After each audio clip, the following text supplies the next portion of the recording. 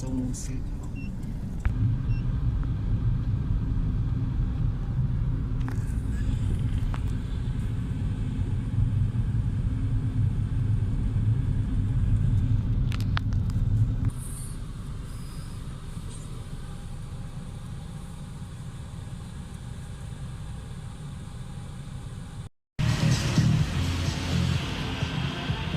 เดี๋ยวนี้เขามาฮอดอาหารวันนี้เขาไปเบิ่งยังไงอะ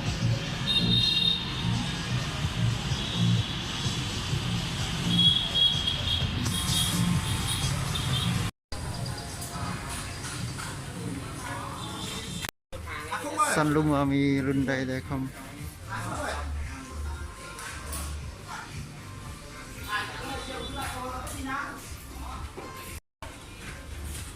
เขาขึ้นเบื้องสันสองมีเครื่องยางขายนะเดี๋ยวเขามาฮอตคำทันเขาไปเจอ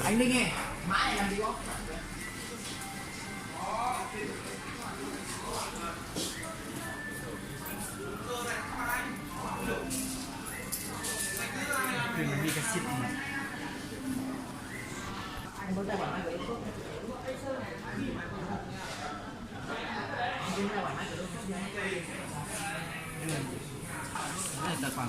นี่เป็นพนักงานการ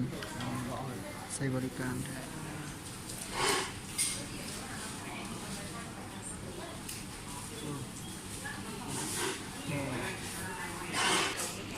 พาทุกคนไปเบิ่งกับราคาของตลาดยี่ห้อ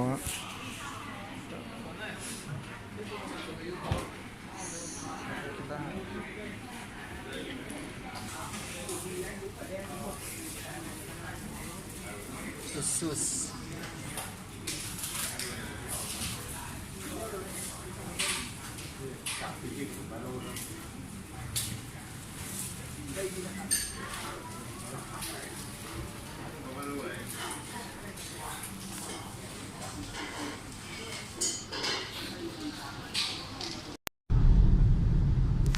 เส้นทางด่วนนี่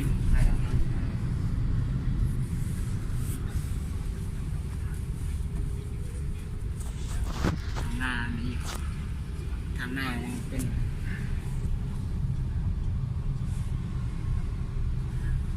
ไปวางเวียงมาเวียงจันทร์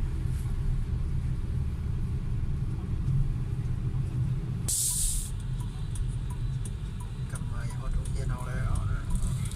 300 mét nữa bạn sẽ đến điểm đến của mình 50 nhá, 50 bình nhá. มาฮอตเย็นแล้ว 60 cũng được, kiểu lười cái